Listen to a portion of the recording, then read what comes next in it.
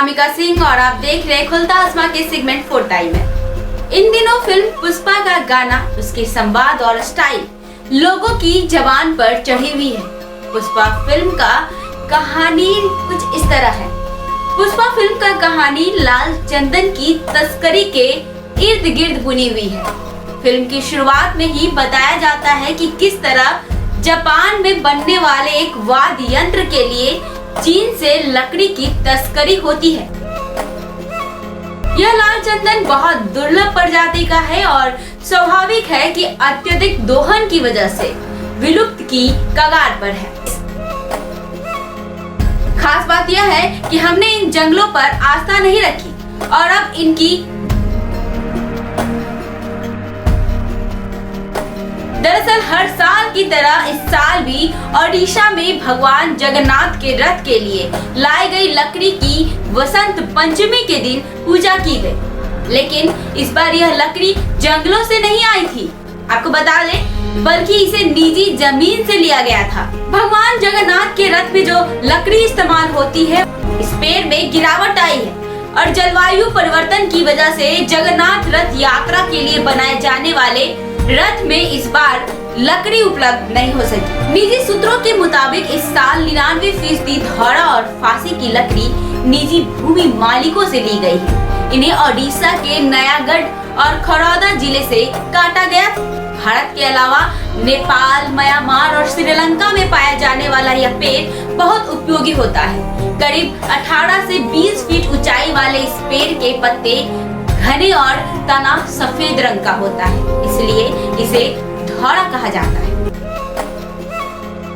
इससे मिलने वाली गोंद को घटी गोंद कहा जाता है। इसका उपयोग कैलिको प्रिंटिंग में होता है। यही नहीं, इसकी पत्तियों को एंथेरिया पफिया मोथ यानी तसर रेशम के कीड़े को भी खिलाया जाता है, जिससे सबसे उम्दा किस्म का रेशम तैयार होता है। जगन्नाथ रथ में कितनी लकड़ी के तने लगते हैं? जगन्नाथ रथ के पहियों को बनाने के लिए धौरा के करीब 72 लौंग या तनों का इस्तेमाल होता है। खास बात यह है कि यह पेड़ 14 फीट लंबा और 6 फीट चौड़ा होना जरूरी होता है। अगर चौड़ाई इससे कम होती है तो उस पेड़ का इस्तेमाल नहीं होता है। धौरा के अलावा असन और सिमला और कुछ अन्य पेड़ों के करीब 865 तनों से भगवान जगन्नाथ, बालभद्र और सुभद्रा का हर साल रथ तैयार किया जाता है। जलवायु परिवर्तन और रथ यात्रा फांसी के पेड़ आमतौर पर महानदी के जलोढ़ बाढ़ वाले इलाके में पाए जाते हैं। वन विभाग के मुताबिक जलवायु परिवर्तन की वजह से बीते सालों में जंगलों को बहुत नुकसान पहुंचा है। एक फांसी के पेड़ को परिपक्व होने में करीब 50 से 60 साल लगते हैं। रथ के लिए इस्तेमाल होने वाले पेड़ के तने को पेंसिल की तरह सीधा होना चाहिए।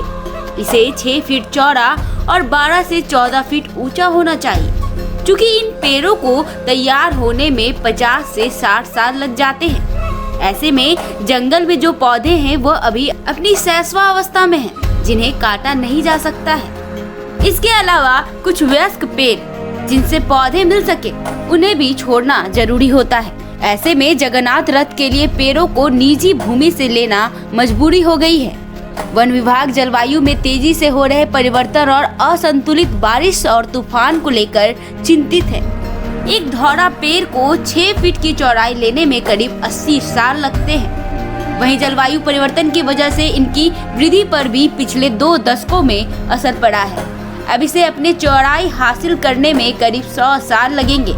ऐसे में वन विभाग इन पेड़ों को लगाने की कवायद में जुट गया है।